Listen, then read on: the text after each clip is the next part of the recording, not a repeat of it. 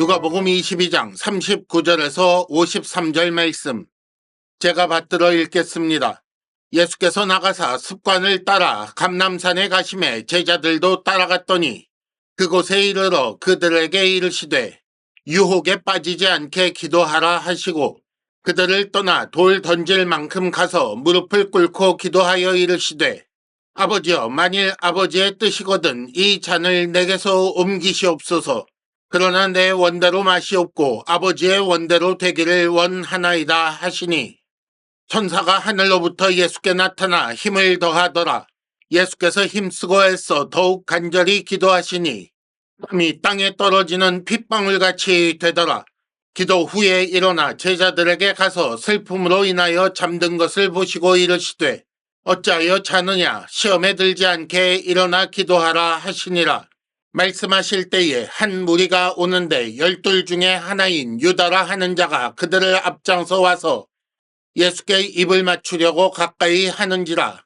예수께서 이르시되 유다야, 네가 입맞춤으로 인자를 파느냐 하시니 그의 주위 사람들이 그 된 일을 보고 여짜오되 주여, 우리가 칼로 치리이까 하고 그 중에 한 사람이 대제사장의 종을 쳐 그 오른쪽 귀를 떨어뜨린지라. 예수께서 일러 이르시되 이것까지 참으라 하시고 그 귀를 만져 낫게 하시더라. 예수께서 그 잡으러 온 대제사장들과 성전의 경비대장들과 장로들에게 이르시되 너희가 강도를 잡는 것 같이 검과 뭉치를 가지고 나왔느냐? 내가 날마다 너희와 함께 성전에 있을 때에 내게 손을 대지 아니하였도다. 그러나 이제는 너희 때요 어둠의 권세로다 하시더라. 아멘. 마지막 6월절 식사 자리, 예수께서 성찬을 제정하신 바로 그 자리에서 예수께서 제자들을 향하여 한 가지 당부의 말씀을 하고 계십니다. 전대를 가지라, 배낭도 그리하라, 검 없는 자는 겉옷을 팔아서라도 사라 라고 하셨어요.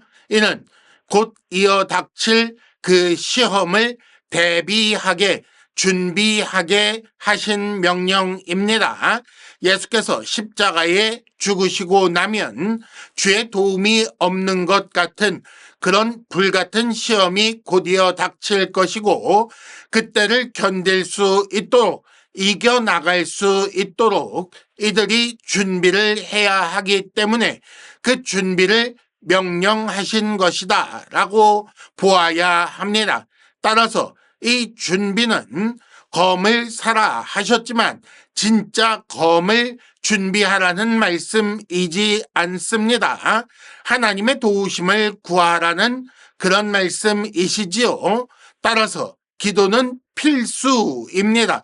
하나님의 도우심을 구하는 방법이 기도밖에는 없기 때문입니다.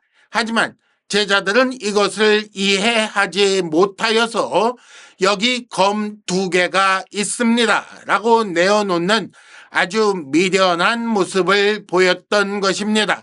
그런데 이런 미련한 모습이 다시 한번 나오는 그런 장면이 있는데 바로 이어지는 오늘 우리가 읽은 말씀 앞부분에 나오는 감람산 기도 장면입니다.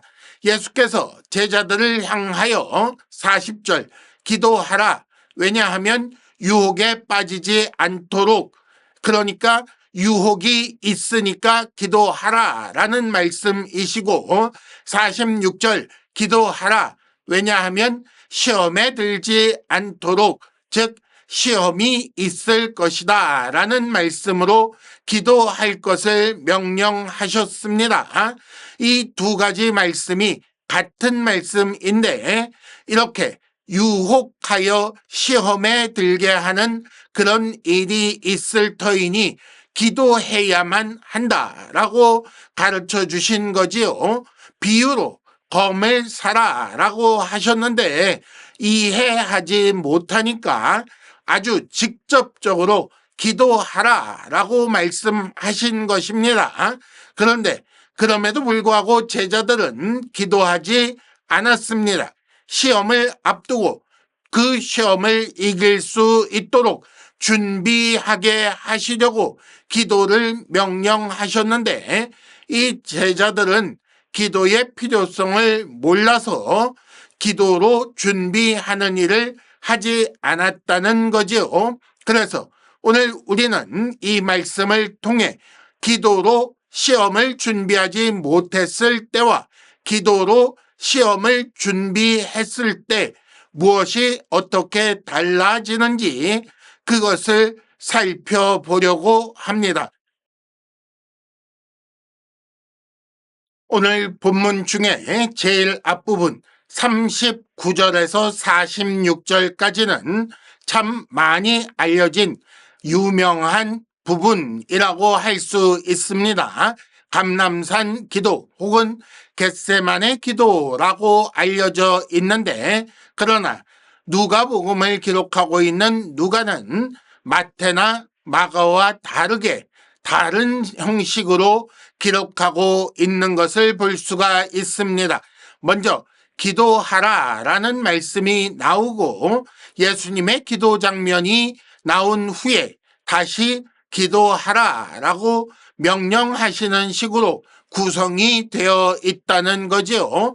그래서 우리는 이를 통해 예수님의 기도를 돋보이게 하는 기법으로 보아 예수께서 그 시험을 준비하는 기도를 어떻게 해야 하는지 모범을 보이셨다라는 식으로 볼 수 있을 뿐 아니라 다른 한편으로 예수께서 자신이 시험을 대비하여 준비하는 그 앞뒤에 제자들을 향하여 기도하라라고 명하심으로써 이 시험이 얼마나 무서운 시험이기에 예수께서 이렇게까지 하시는가라는 것을 보면서 왜 준비할 것을 명령하셨는지를 알게 하신 것이다 라는 입장에서 이 본문을 읽을 수도 있습니다. 예수께서는 먼저 39절에 보면 습관을 따라 그렇게 하셨다라고 나와 있습니다. 늘 그랬던 것처럼 기도하러 나가셨다는 거지요. 예수께서는 예루살렘에 계실 때면 의례 당연하다는 듯이 매일 밤마다 이렇게 겟세마네로 가서 기도하셨던 것입니다. 그 맡은 일을 위해 밤마다 하나님 아버지께 간구하셨는데 그랬던 것처럼 이번에도 그 지상사역의 절정이요 결말이라고 할 수 있는 십자가의 죽으심을 앞두고 예수께서는 마지막으로 아버지 하나님의 도우심을 구하기 위해 기도하러 나가셨다는 것입니다. 그러니 이 기도는 얼마나 자연스러운 것인가라고 생각할 수도 있지요. 하지만 지금까지와는 전혀 다른 기도라고 할 수 있습니다. 그래서 기도의 내용과 자세를 아주 상세하게 기록하고 있습니다. 먼저 내용을 보십시오. 42절에 보면 잔을 옮겨달라고 간구하고 계십니다. 그리고 거기에 한마디 더 붙어 있죠. 내 원대로 마시옵고 아버지의 원대로 되기를 바랍니다. 라고 기도하고 계십니다. 이 말씀을 잘 보시기 바랍니다. 아들 예수의 원하시는 것과 성부 하나님의 원하시는 것이 서로 다른 아주 이상한 장면을 보고 계시는 것입니다.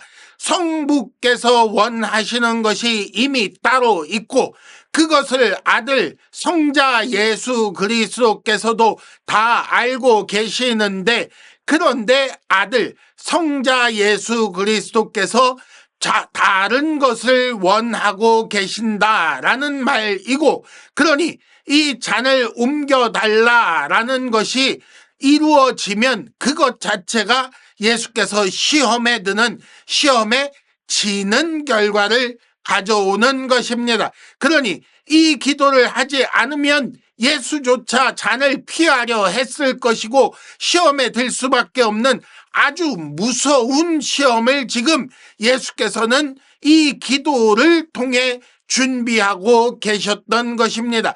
왜 예수께서는 이렇게 하실 수밖에 없었는가?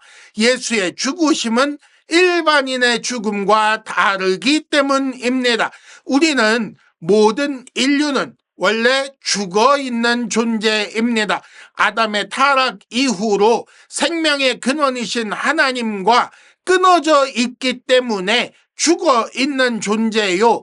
그렇게 죽어가는 모습을 너무나도 많이 보아왔기 때문에 이제는 죽는 게 마치 당연한 것처럼 여기고 있는, 죽음에 대해서조차 무감각해져 있는 그런 모습을 우리는 가지고 있지만, 그러나 예수께서는 원래 영생하시는 하나님이시며 한 분 하나님의 삼위 중에 한 분 아니겠습니까? 그러니 죽음이라는 건 본래적이지 않은 거잖아요. 그런 예수께서 모든 사람의 전 인류의 죄를 홀로 짊어지고 혼자서 그 많은 죄를 다 지은 것처럼, 혼자서 그 많은 빚을 다 진 것처럼 그렇게 아버지 앞에서 책임을 지고 버림받아 죽음을 죽게 되었고, 처음으로 성부와 성자께서 서로 분리되는 그런 고통을 느끼시게 되었으니 예수께서는 이것을 옮겨달라고 요구하실 만한 그런 아픔을, 그런 고통을 느끼고 계시는 것입니다. 그런데 이미 아버지의 뜻을, 성부의 뜻을 알고 계시잖아요.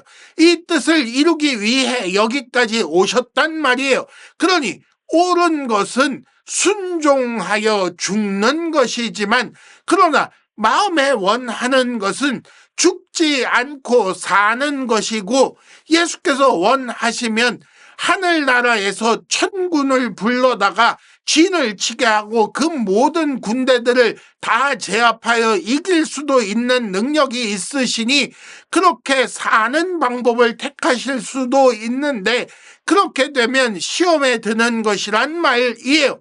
이런 시험을 앞두고 그래서 기도로 준비하시는데, 그게 무엇이냐?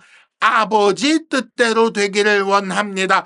아버지 뜻에 내가 순종하여 이 시험을 면하고 내 뜻대로 하지 않고 내 맘대로 하지 않고 아버지께서 원하시는 길로, 죽음의 길로 갈 수 있도록 그런 결정을 내리도록 해 주십시오 라고 간절하게 구하고 계시는 거예요. 이게 어떻게 쉽겠어요? 절대로 쉽지 않은 일이라는 말입니다. 그러니 43절, 천사가 와서 힘을 보태는 것입니다. 아마도 성부께서, 아버지 하나님께서 천사를 보내어 도와주어라 라고 하셨을 것이겠지요. 그리고 예수께서는 예수님 나름대로 44절 애쓰고 힘쓰고 애써서 더 간절히 기도하시는 거예요. 얼마나 힘을 쓰셨다? 땀이 땅에 떨어지는 빗방울처럼 되었다 라고 했습니다. 이것이 시험을 준비하는 기도인 거예요. 이렇게 해야 겨우 준비될 정도로 무서운 시험이었다는 거예요. 그런데 그 시험을 함께 당할 제자들은 예수께서 기도하라고 명령하셨음에도 불구하고 기도하지 않았던 것입니다. 어쩌면 예수께서는 이런 제자들을 위해 그들을 위한 기도까지 하시려고 더 힘쓰고 애쓰셨던 것 아닌가라는 생각이 들게 되는 것입니다. 기도를 마친 예수님과 자다 일어난 제자들을 향하여 그때 47절 한 무리가 다가오고 있었습니다. 그 선두에 유다가 앞장서서 와서 48절 예수께 입맞추려 했다고 나옵니다. 이는 마태복음 26장 48절에 의하면 예수를 잡기 위한 군호였다고 나옵니다. 즉 이 사람이 예수다라는 것을 알려주는 신호로 입맞춤을 했다는 것입니다. 유다는 자기 뜻을 이루기 위해, 자기 욕심을 이루기 위해 거짓 인사를 하고 있었던 것입니다. 원래 입맞춤이라는 것은 가장 친밀한 인사입니다. 특히 스승을 향하여 제자가 입을 맞춘다라는 것은 마치 그 아버지를 대하듯이 지금 내가 여기 있게 된 것은 다 스승님의 은혜로 말미암은 것입니다 라는 그 마음을 담아, 감사와 공경의 마음을 담아 드리는 인사가 스승에게 드리는 입맞춤이었던 것인데, 유다가 그렇게 하였는가? 그렇지 않은 거지요. 모두를 속이려고 그렇게 하고 있었던 것입니다. 그래서 예수께서 48절, 네가 어떻게 입맞춤으로 인자를 팔 수가 있느냐라고 말씀하십니다. 입을 맞추기 위해 아주 가까이 왔을 때에 그렇게 말씀하신 것으로 겨우 유다 한 사람 들을 만한 그런 작은 음성으로 말씀하셨던 것으로 보입니다. 호통치고 네가 어떻게 그럴 수 있느냐라고 꾸중하신 것이 아니라는 말입니다. 아주 슬픈 마음을 담아 이렇게 말씀하신 것입니다. 마태복음 26장 50절에 보면 친구여 라고 부르고 계시기 때문입니다. 어쩌면 그 입맞춤에 어울리는 친밀한 목소리로 말씀하셨을 것입니다. 하지만 입맞춤이라는 행동과 그 유다의 본심이 서로 어울리지 않으니 분명 예수께서는 안타까운 마음으로, 슬픈 마음으로 이렇게 말씀하셨을 것입니다. 시험에 넘어가 하나님의 뜻이 아닌 자기의 소원을 추구하는 그 유다, 그래서 화 있는 삶을 살다가 망하는 길로 가는 그런 제자를 향하여 이렇게 슬픈 음성으로 네가 입맞춤으로 인자를 파느냐라고 한탄하듯이 말씀하셨을 그런 말씀이라는 말입니다. 그런데 거기에 또 한 부류가 있지요. 시험을 준비하지 않고 있었던 49절, 그 주위 사람들, 아마도 제자들이었을 텐데 그들이 그 된 일을 보고 예수를 사람들이 잡아가려고 하는 것을 보고 칼로 치리이까 라고 하고 있습니다. 아하, 이럴 때 쓰려고 검을 준비하라고 말씀하셨는가 보다 라고 했을지도 모르지요. 그래서 듣지도 않고 대제사장의 종 말고의 오른쪽 귀를 칼로 쳐서 떨어뜨렸습니다. 힘에 힘으로 맞선 것이요, 폭력에 폭력으로 맞선 것이며, 이것이 혈과 육으로 치르는 전쟁이라고 생각하고 있었던 것입니다. 입맞춤으로 파는 자, 그리고 칼로 맞서는 자, 양쪽 다 명색이 예수님의 제자였던 것, 얼마나 우스운 광경이며 얼마나 슬픈 모습입니까? 입맞춤으로 판 자는 47절에 12 중에 하나인 유다라고 분명히 밝히고 있습니다. 칼로 맞선 자는 요한복음 18장 10절에 베드로라고 밝혀지고 있지요. 아무리 열심히 따라다니면 뭐합니까? 아무리 진심으로 전심으로 각오하면 뭐합니까?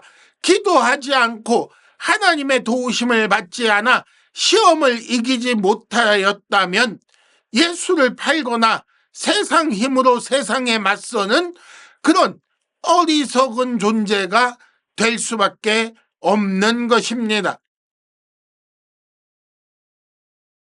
하지만 기도로 이 시험을 준비하신 예수님은 어떻게 하셨는가요?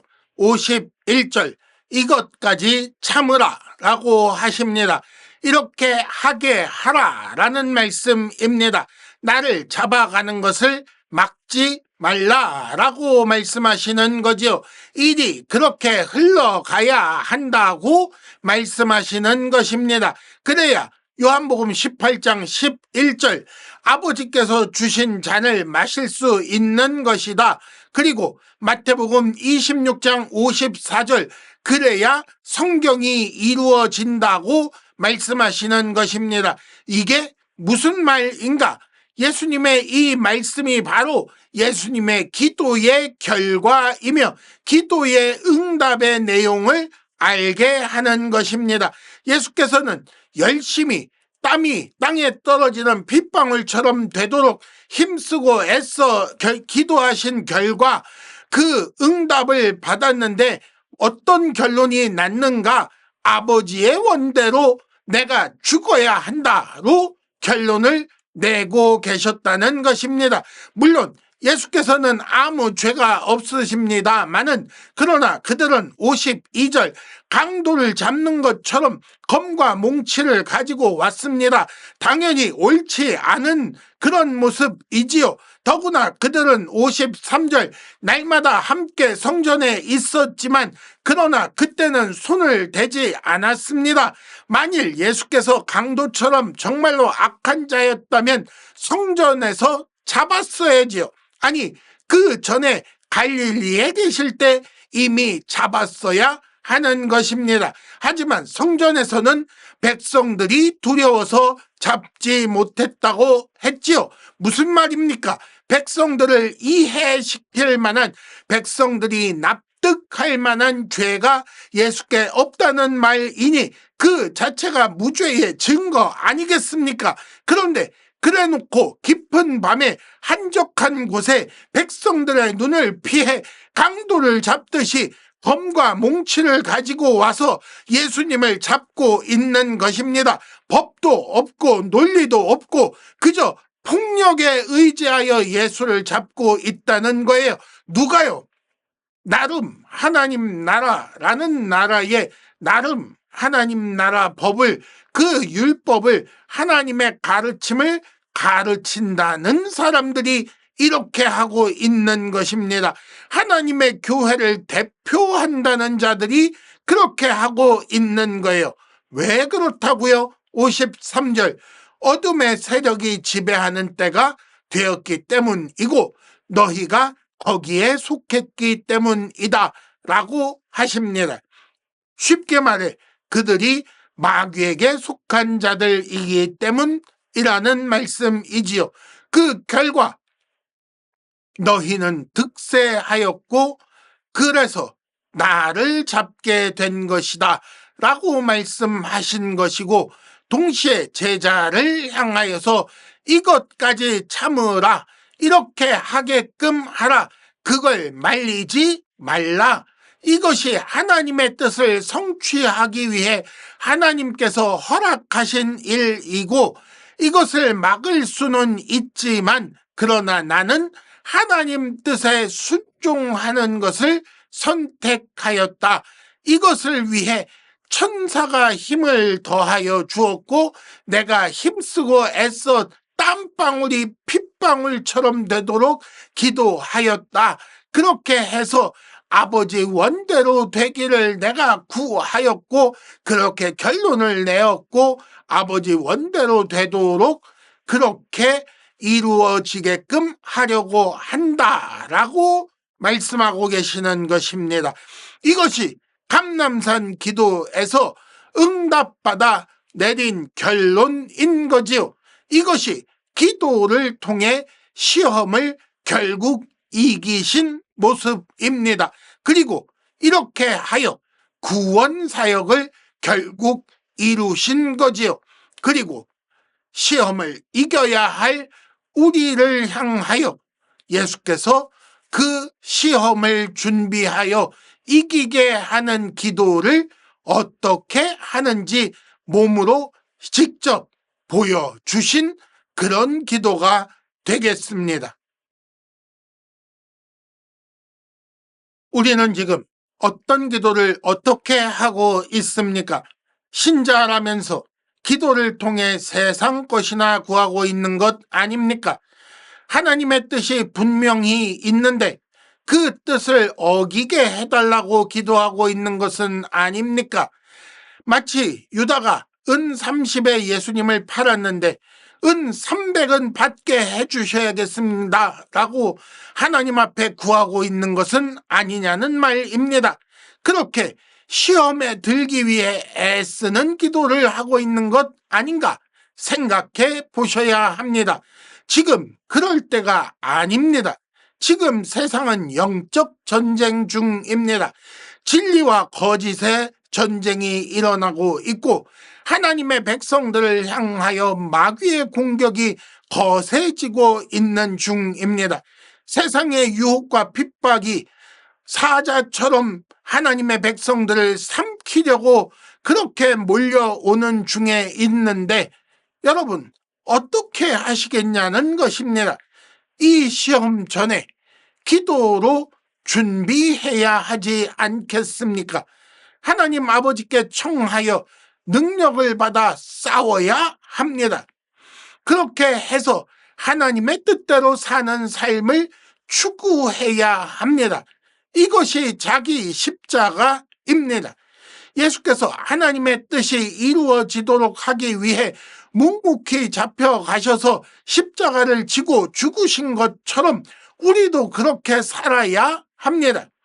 신자라면 하나님의 뜻이 이루어지도록 하기 위해 자기 소원을 내려놓을 수 있어야 하고 그 길 끝에 죽음이 있더라도 내가 하나님 뜻대로 살아야만 하겠다라고 다짐하고 결단하고 사는 것이 자기 십자가라는 말입니다. 제자라면 자기를 부인하고 자기 십자가를 지고 예수 뒤를 따르는 사람이 제자 아니겠습니까? 그런데 그렇게 할 능력이 없는 우리들은 그러므로 예수보다 더 기도하는 것이 반드시 필요한 일 아니겠습니까? 그렇게 기도하여 예수님처럼 하나님의 뜻을 따르기 위해 생명을 내어놓는 데까지 가야 하는 것이고 그래야 하나님의 뜻을 버리고 자기 소원이나 쫓으려고 하는 그 시험을 이길 수 있게 되는 것입니다.